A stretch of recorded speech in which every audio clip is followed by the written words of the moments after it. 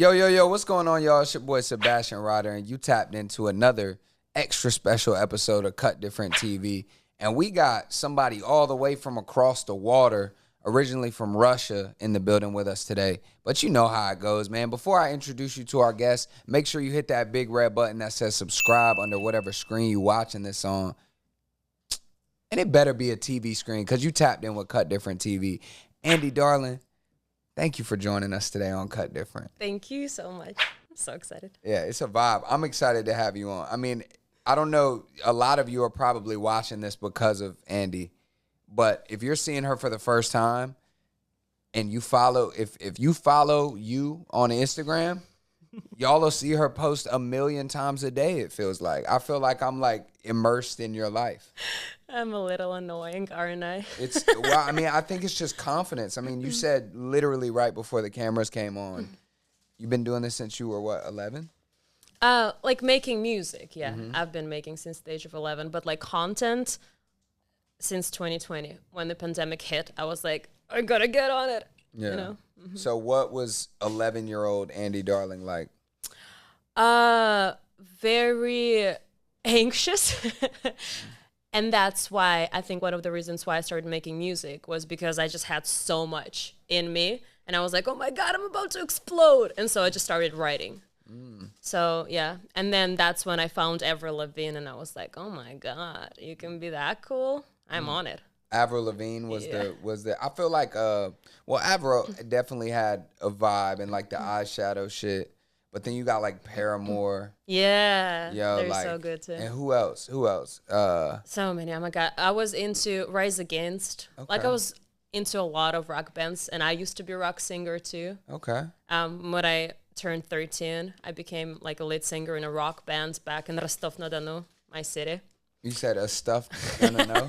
Rostov-na-Don. That's Okay. my city. I'm not even gonna try to say that. What camera do I look at when I want to? You're gonna look right. That's your camera right there, Okay. and then the center one is. Yo, shout out to Rostov-na-Don. Yeah.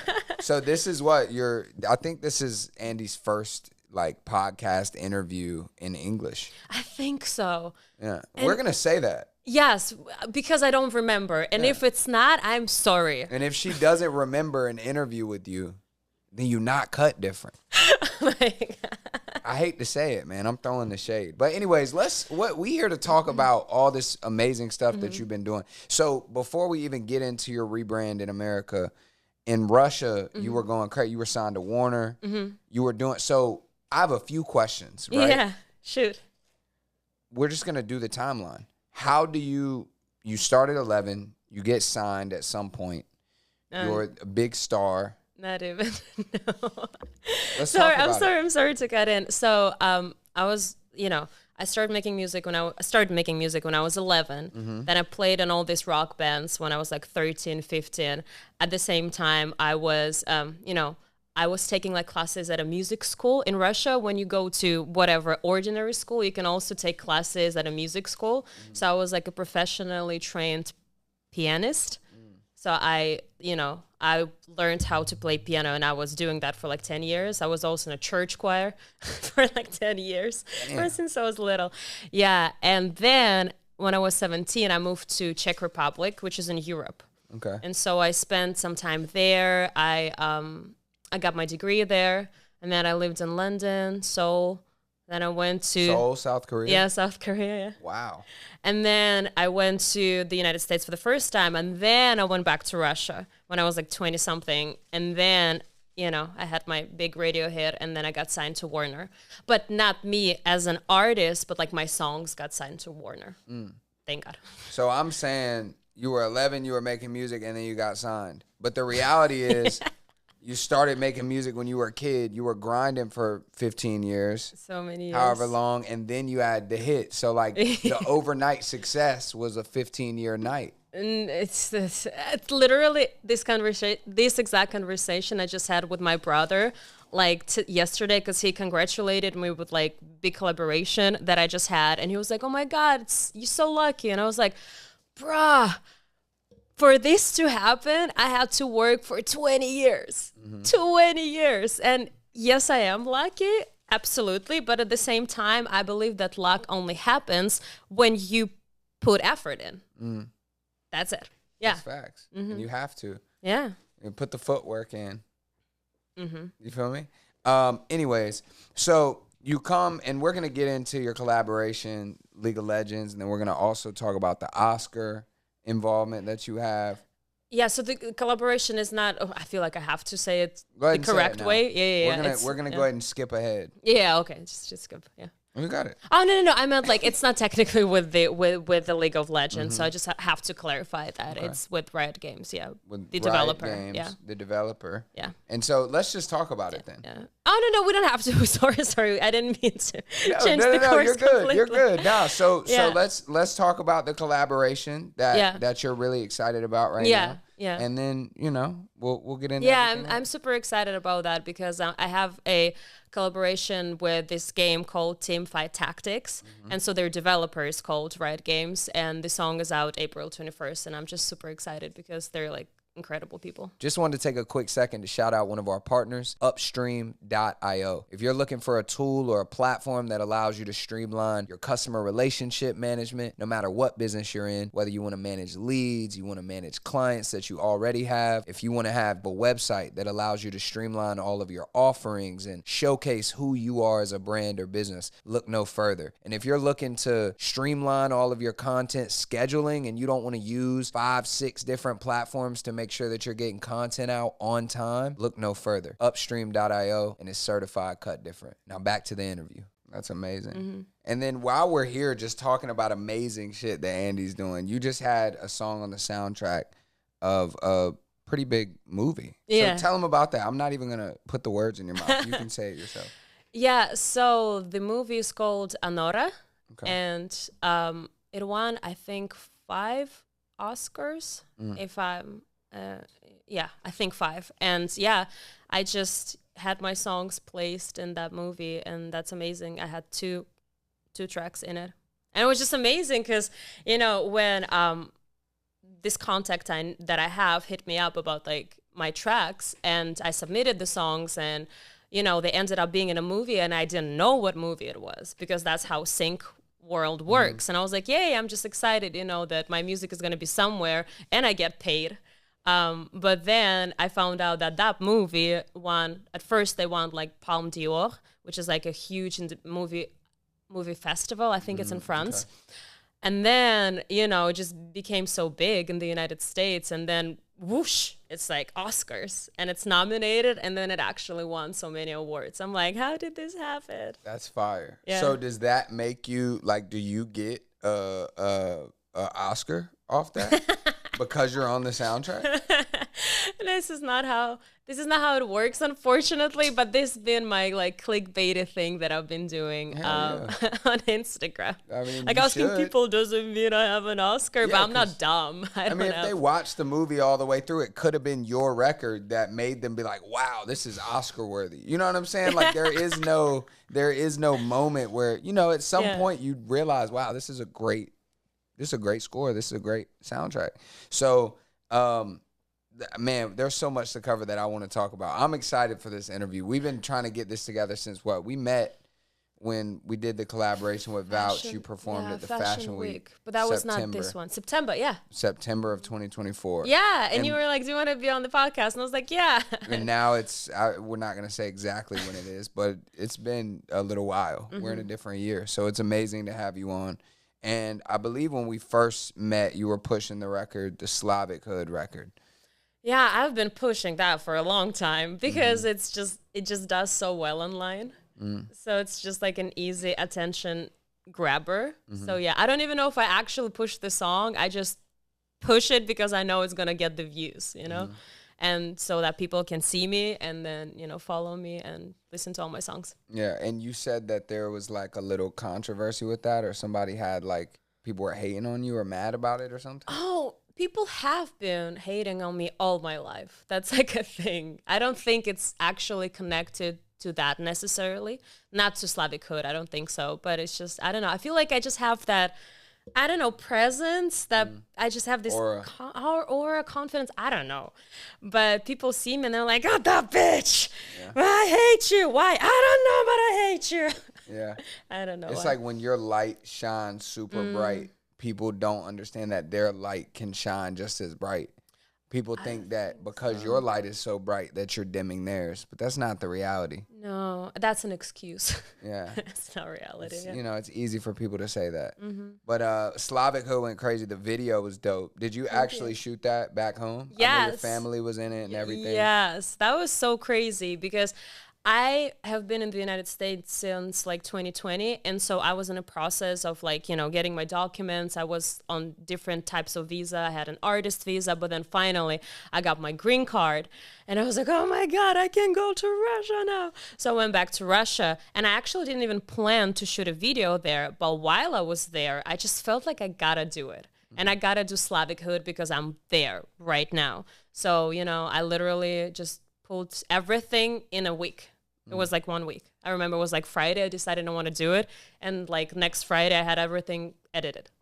That's amazing. I move fast. And then you rolled it out for a while before you dropped the actual video. Yeah. And I remember like the thing that Andy does is she has a record, right? And she teases a record for all this time. And you post these clips and it's like 5-second clips where it's like 2-3 bars. And I'm like, yo, where is the fucking video? I want to see the whole video. So I remember when you were rolling that out, I was like, damn, is this going to be the full one? Is this going to be the full one? And you finally dropped it, and I was like, this is fire. Yeah, thank you so much. Since then, I don't know, maybe you were already with the guy, but you've been really outward with your relationship with this rock star dude. And you're pushing the new record right now. Tell me about like the love life and the influence that's had on you. He's in music too. Yeah, it's my boyfriend, Josh. Oh my God, I love him so much. I'm just so excited because all my life, I thought, it's just gonna sound so lame, but I thought I was incapable of love. No, for real. Like, I love people in general, but it's really hard to grab my attention for a long time. So I would just get bored. And so when I met Josh, I was like, oh my God, I really love you.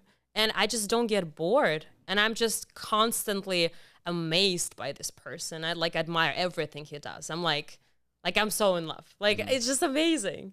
But yeah, and we met randomly online actually. How does that work? Thank you. Because you guys are two. Is he from Europe as well, or is he American? No, he's American. He's from LA. Okay, bet. So how do you're having motion. He's having motion. The band, can we say the band name? Yeah, of course. Bad Flower. Yeah, pretty they're awesome. Poppin'. She put me on today. I'm gonna go crazy. Y'all go check it out. What is his role in the band? He's the lead singer. The lead singer. Yeah, songwriter, everything. Yeah. So, how did two people that are having motion like that meet online? Oh, he just literally commented on one of my videos. Oh, that's it. And actually, oh my God, I want to hear the craziest story. Okay. So I spent 3 years in LA. So when I first moved to the United States, I was in Nashville. Then I moved to LA. And so that's where I actually had like my home and everything, you know, LA was my base. But then I think it was last February, I just had this very strong feeling that I just have to move to New York. And at that time, I was having this random trip to New York for 2 weeks.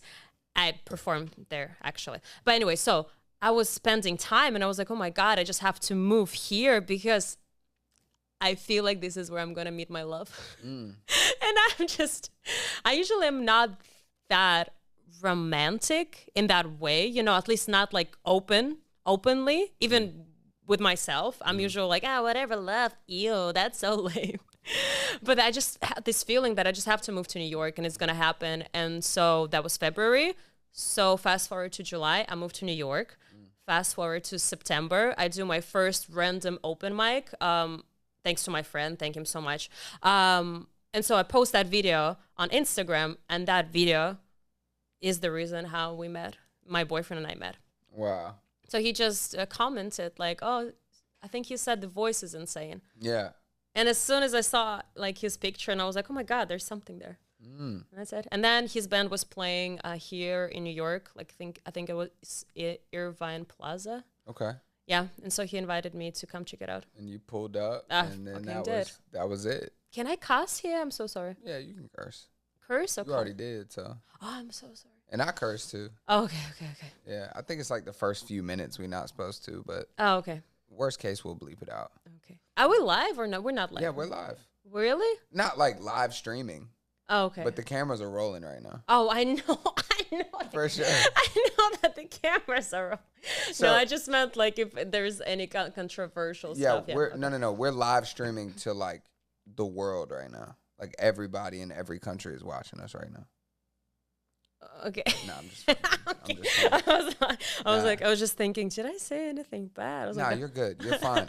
And I want to get into, because you first let's talk about the new record that you're pushing, and then I Yeah. have some other questions for Yeah, you. yeah. Because you mentioned your voice, and the voice is very distinct, and that's like what you notice first, you know. And obviously, as Americans, we're not necessarily that used to hearing a Russian accent as well, but I feel like it's deeper than that with you. Like you have a different level of, I don't know what it is. It's like you know what I'm saying? It's different. Josh probably explained it to you as well. You know, Yeah. obviously that stuck out. Yeah. But let's talk about your new record, Slut, yeah. right? So I wrote this song, I think it was 3 years ago, and it just came to me. Like when I write, sometimes I don't even know what I'm writing. Like it's weird.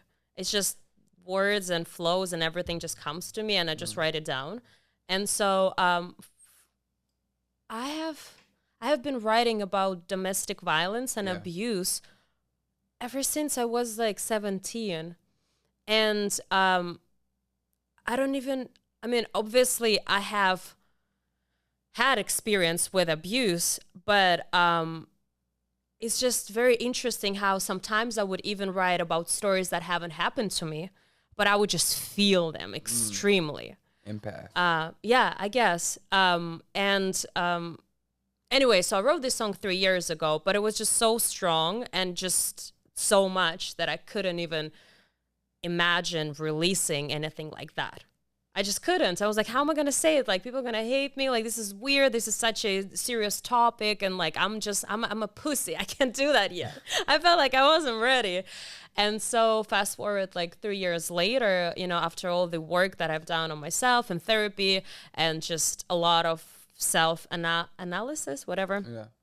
I just grew as a person, and I felt like I was finally ready to speak up, to share my story like in an artistic way, and then also be that voice for people who either experience that or are experiencing it, because I feel like that topic is not very, it's not, people, artists, I don't know if they are comfortable to talk about that. You know what I mean? Yeah.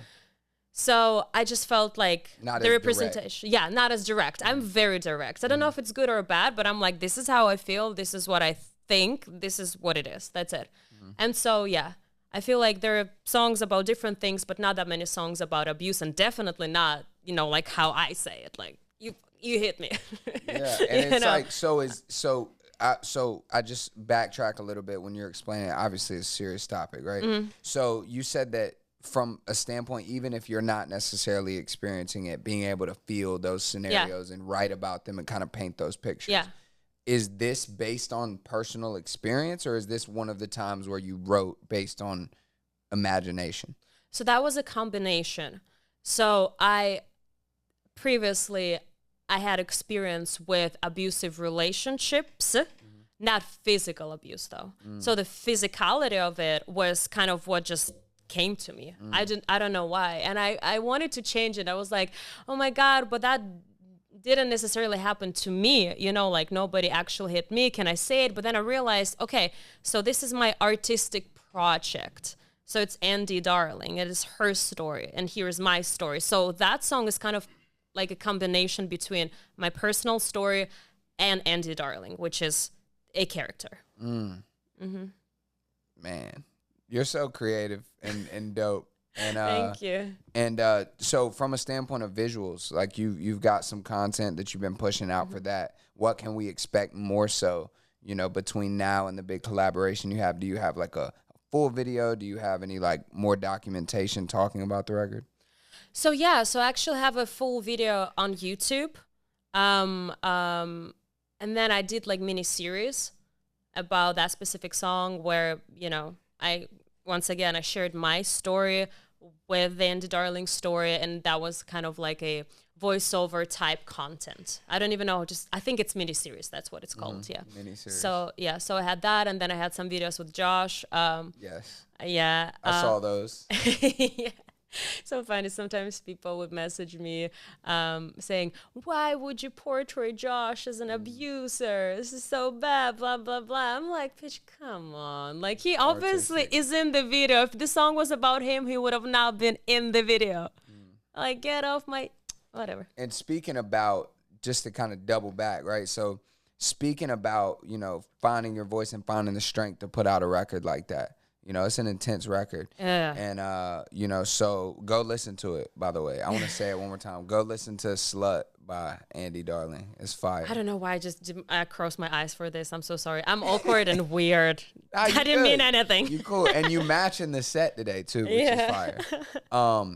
So I said earlier, I was talking about the uniqueness of your voice. Thank you. When did you find that? Obviously, you did choir for a while, and you did a bunch of different musical things. Did you always know that you had a unique voice, or was that something that over time you were like, let me lean into this? That is a good question. So my earliest memory in life, I don't even know if it's a memory. My earliest thought that I ever had as a human being was that I am going to be a singer. And then I don't think I even had a actual voice when I had that thought. I think I was like 3 or something. And then I just had this obsessive thought that I'm going to sing. And then actually, like, I couldn't really sing for quite some time. And, you know, my peers would make fun of me. Well, actually, I don't know. Maybe I could sing, but they were just making fun of me. Doesn't matter. So people would, like, make fun of me. Like, what do you mean you got to sing? You don't even have a voice, blah, blah, blah. And then because I just had this obsessive thought, I just kept listening to, you know, my favorite artists, which I think at that time were some Russian artists, and then Shakira, and then Avril Lavigne, I think, happened a little later, but just like a bunch of artists, and I just started imitating all of them. Everything I liked, I just imitated. And so whatever is stock is whatever I have. And then you kind of had this like melting pot of inspiration that you then combined to your own unique sound. No one sounds like you. Oh, thank you. You have your own very unique sound. Yeah, I guess. Thank you. For sure. Definitely. So, you know, we got you here, and, you know, 2025, like what can people expect from, do you have anything else in the tuck like that maybe you haven't talked about yet that you can give us a cut different exclusive on? That I haven't talked. Okay, so once again, I know you got like thousands of pieces of content already ready to go. Yes, absolutely. Yeah. Well, I'm actually finishing 3 songs at the moment. One of them is called Bipolar, and another, I guess everything I write is controversial. Oh my God, I don't know why. Bipolar, Prescription Pills, and Holy Water. The 3 records. That's an interesting mix. Yes, yeah. And so all of them are dark, but very fun, still fun, yeah. So I'm working on those records, and I think I'm gonna finish them by the end of the week, and then I'm just gonna start coming up with content for them. And I'm actually like asking people online, you know, like which song should be next, blah blah blah, which I still don't know. But anyways, yeah, so that's what I'm working on, those 3 songs and content for them. Then I have another collaboration in April, and just a bunch of things happening, really. Amazing. And you know, for people that follow you, and for people that are watching this interview right now, and I hinted at it in the beginning, talk about your process of putting content out. A lot of our people that watch this podcast are up-and-coming artists. You know, they're in the industry, and a lot of times they're trying to figure out the best way to put themselves out there. Yeah. Sometimes it's building confidence, but sometimes they have the confidence, but they just might not have the system. Yeah. You have a formula that's working really well for you. Thank you. Maybe you could share some of the sauce. Yes, absolutely. So when it comes to content, I think the main thing is to realize that for somebody, you will always be cringe. Like, I mean it. So if that is the factor that is stopping you, just get it out of the way. Because there's nothing in this world that exists and that everybody loves. Like, you name it, like, there are people who love it, there are people who hate it. And I feel like a lot of people don't create content because they're so afraid that they're going to be judged or it's going to be cringe or blah, blah, blah, nah, nah, nah. And it's so hard. It's so hard to just not think it and do it. And that's why for the last 5 years, I literally been, I've been in therapy, I've been reading books, I've been doing spiritual practices, like all of this just to get better with the fact that people are going to judge me, people can hate me, and that is their right. And so I think that the first thing would be to somehow trick yourself into accepting the fact that no matter what, people may hate you and they may think that you're cringe, but it is their right and they have a right to do it. And you should be okay with that. And it's their right to love you as well. Yeah. Sorry. I'm just like, I'm so used to hate that I'm like, when people love me, I'm like, I'm so excited about it. They say hate is like just an extreme form of love. Yeah. Because in order to hate somebody, you have to care so much about them. Yes. To be like, wow, like this person really irritates my soul. Yes, because some people, I would block them on Instagram and they would just keep creating new accounts and they would make sure to let me know that here I am again. You blocked me, but here I am. Like, bro, like why? Yeah. And that confidence that you have, right, to keep persevering through all that is definitely something that I feel like makes you unique and it shines through. And even sitting here interviewing you right now, like you're projecting, like you have energy. You know what I'm saying? Y'all can probably feel it through the screen. So it's a pleasure having you on. But before we even wrap this up, you know where you are, right? Yeah. Yeah, it's Cut Different TV. You're not gonna like my answer. Well, it's fine. I mean, I don't gotta like it because you just said the whole thing about, people gonna feel how they gonna feel. I could love it, I could hate it, I could not. But I just got Botox, so you're not gonna know what I support. You're not gonna know if I don't like it or whatever. But anyways, we ask everybody. Yo, what's going on? It's your boy, Sebastian Ryder. Really appreciate y'all tuning into today's interview. Just wanted to take a quick second to shout out one of our partners, CapCut. If you're looking for a platform that's going to be easy to use and that's going to allow you to take long-form content and chop it up into bite-sized clips, look no further than CapCut. It's truly got everything that you need to take a simple piece of content and make it exciting, more engaging, and drive more eyes to your brand or business. I hope that you gain as much value out of this platform as we do at Cut Different TV. Back to the interview. What makes you cut different, Andy, darling? Absolutely nothing. I am flesh and bones, just like everybody else. And just like everybody else, I am me, and there is only one of me. So everybody is unique. So you and I are the same, but we are unique. Interesting. I like that. Oh, good. Yay. I didn't call it. I thought you wouldn't like it, but yeah. No, that's a fact. No, because that you're speaking facts though. I mean, I think that in the beginning of uniqueness, I mean, we could try to sound whatever we could try to sound. We could try to put different outfits on. We could try to, do different things and be different, Yeah. But it's like at the end of the day, when we wake up in our physical bodies, the one thing that no one else can be is us.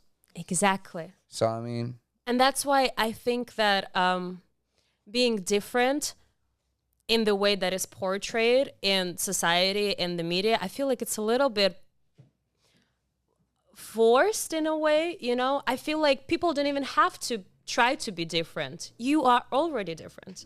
You're so different to me and I'm so different, but yet we all, we're like atoms, protons, like all the same physical stuff. Yeah. And so, yeah. So no stress, really no stress about trying to be different or not be different. Just, I think the most important thing is just to, like, I'm just me and I love me and I want to be me. I don't want to be anybody else. It is my experience. That's amazing.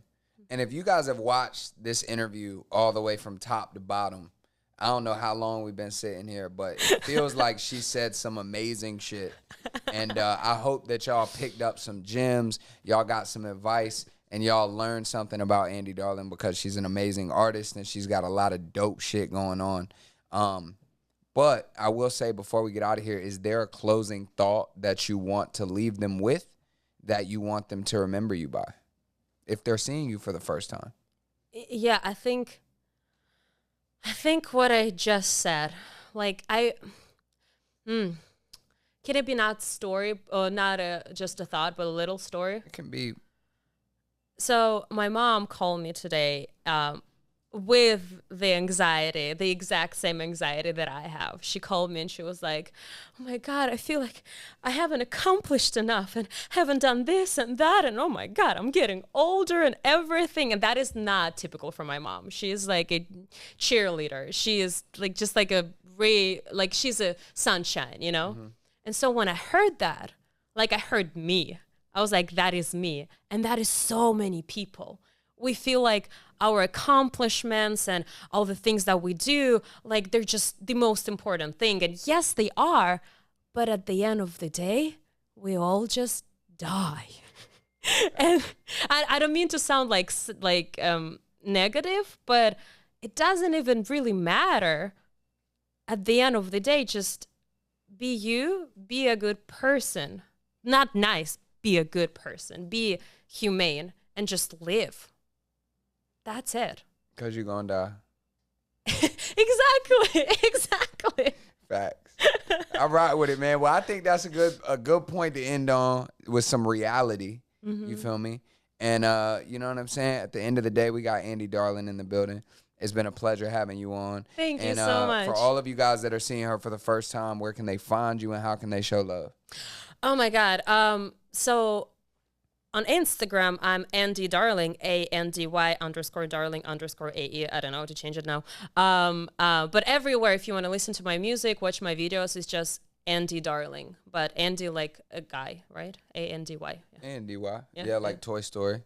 Yeah, I guess. And she's got hella different colors of hair, so it's not a clone. It's still her.